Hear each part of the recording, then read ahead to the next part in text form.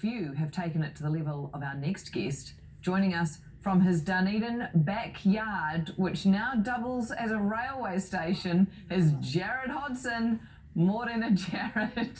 How are you and how did this all start? I'm very good, thank you.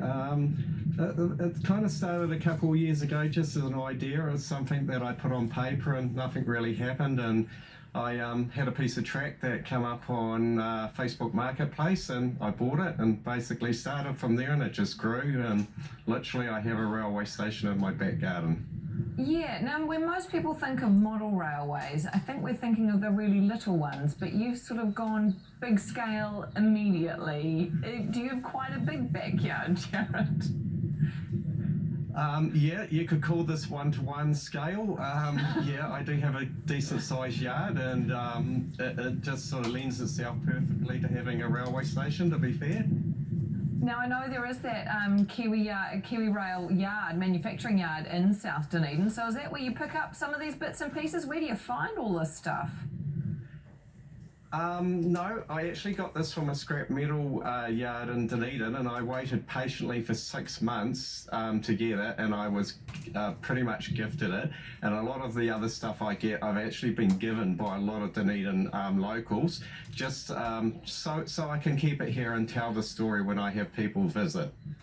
So you've obviously got a lot of fellow train enthusiasts in Dunedin, but I've got to ask, and we're looking at some pictures now, Jared, a beautiful sunny day in your backyard, but it is a backyard belonging to a house that presumably you share with your family. Were there any objections to you turning the backyard, oh my God, it's right up against your house, against you turning the backyard into a railway station?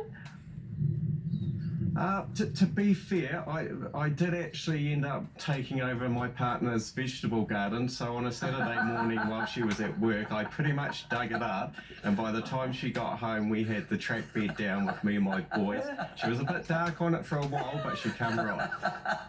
Good work, Jared. She's seen the benefits of having a station in the garden. What are the benefits, Jared? Well, it keeps me probably out of the house and out of her way, so I think that'd be fairly beneficial to her, wouldn't it? Yeah. Okay. Is there any requirement to reinstate the veggie garden in any form?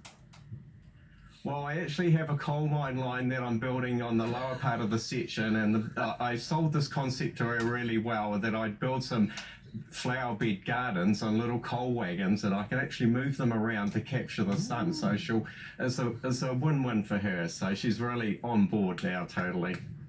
You've got a way to convert them, don't you, Jared? And talking of converting people to your enthusiasm for trains, many people stop by going, what can you see from the street? Do you get people going for a pass by and wanting to come in? Yeah, I do. You know, there wouldn't be a day that goes by where there isn't a car stopping on the street. There'll be people standing at the top of the driveway. But one of the funniest things is when we have boarders here and they get Uber Eats, and you can see the Uber driver stop at the top of the driveway, looking in total confusion into his phone, looking at the railway station and ringing the person in the house. So that's always very entertaining for me. You might need to rename your house at some point, Jared, and give it a railway station name, I think, and get the Google Maps and the Uber Eats maps updated.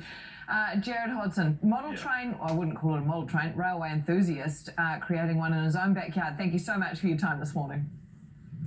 Awesome, thank you. So good. It is just